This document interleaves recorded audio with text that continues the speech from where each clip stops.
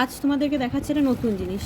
এই রকম একটা পাতলা কোটা বা নেটের শাড়ির ওপরে যদি আমাদেরকে প্রিন্ট করতে হয়, তখন আমরা কি করব, এরকম একটা পেপারকে আগে ঢুকিয়ে দেব তলাতে। তারপর এই জায়গাটা ভালো করে আমরা সেট করে নেব, যে জায়গাটাতে আমরা করব। সেট করা হয়ে গেলে তারপরে আমরা এটার ওপরে আমরা ডিজাইনটা করতে আরম্ভ করব।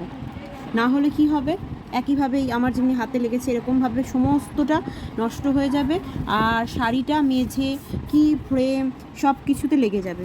তার জন্য এই রকম প্রসেস করব। তার জন্য এবার করলাম, আমরা কাগজটা দিয়ে সেট করেছি। এবার ফিক্স করার জন্য এখানে একটা কালারের কোটো, এখানে একটা কালারের কোটো, এখানে একটা কালারের কোটো বা কিছু দিয়ে আমরা চাপা দেব। এর উপরে আমরা কাজ করতে আরম্ভ করব। এরকম ফ্ল্যাট তুলি নিয়ে এটাকে ভালো করে পরিষ্কার করে নিয়ে হাতের ওপরে এরকম করে দেখব কালার বেরোচ্ছে নাকি। এটা থেকে সাদা কালার বেরোচ্ছে, অসুবিধা নেই, আমরা যেহেতু বেসটা সাদাই করব তার জন্য। না হলে আমাদেরকে আবার ধুতে হতো।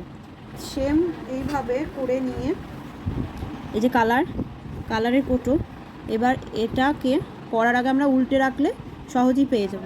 এবার কালারটা নিয়ে, যেহেতু আমি ফুল করছি, এক জায়গায় বসাবো, তুলবো নামাবো, এই প্রসেসে গোটা ফুলটা করব। আবার নিলাম কালার, তুললাম নামালাম, এই প্রসেসে চলবে। তুললাম নামালাম, এইভাবে ভালো করে আমাদেরকে তুলিটা মুছে নিতে হবে, যেন কোনো রকম অন্য কালার লেগে না থাকে, তাহলে সেই কালারটা চলে আসবে।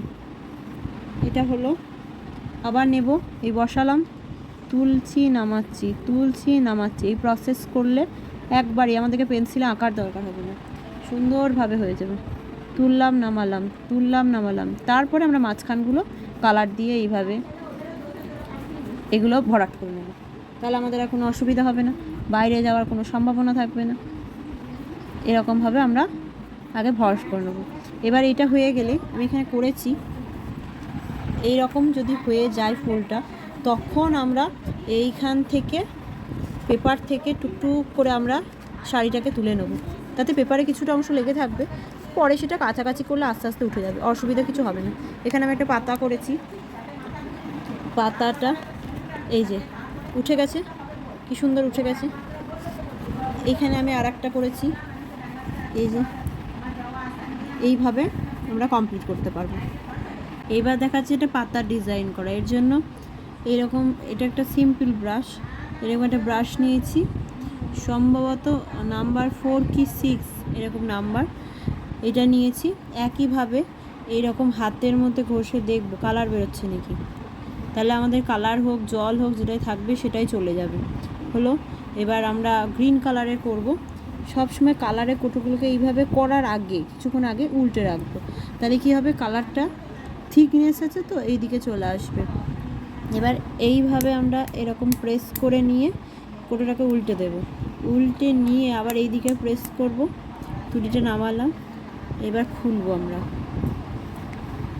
খুললেই দেখতে পাবো এই যে ঢাকনাটার মধ্যে কালারটা চলে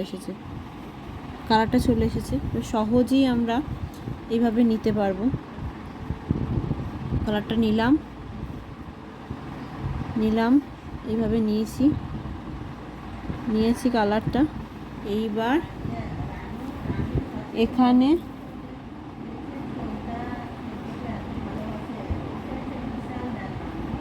এরকম করে আমি যে পাতার ওপরে হালকা যে সরু ডিজাইনটা, সেটা আমরা শেষে করব। আগে আমরা একটা মানে বেসের মতো বড় করে একটা তৈরি করে নিলাম, পরে যেটা মানে পাতার ওপরে হালকা হালকা যে শিরার মতো যে দাগগুলো, সেটা আমরা পরে করব। আগে আমরা এটা কভার আপ করে নিই, পুরোটা এইভাবে কভার করব। এই তো এরকম করে এটা কভার করে নেব, এটা কভার করব। কভার করার পর পাতাটা ঠিক এই রকম, আর না হলে এইটা করেছি আমি, এইরকম দেখতে হবে। এবার এইটা আমি করি, কমপ্লিট করি, আবার কিছু ট্রিক্স হলে আমি আবার তোমাদের সাথে শেয়ার করছি।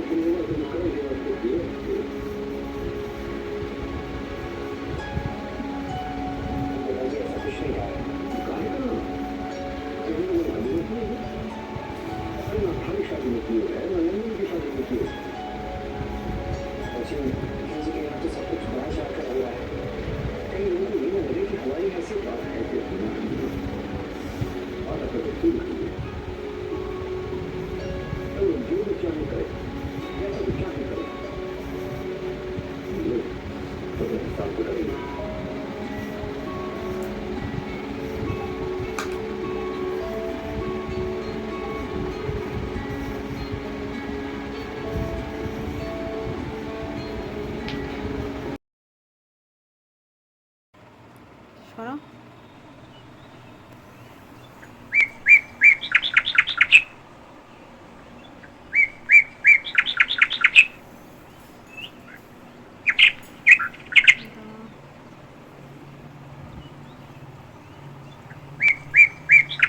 সরাও।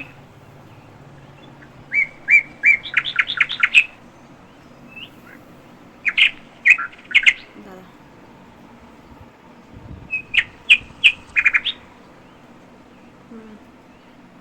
এদিকটা খোলা ভালো।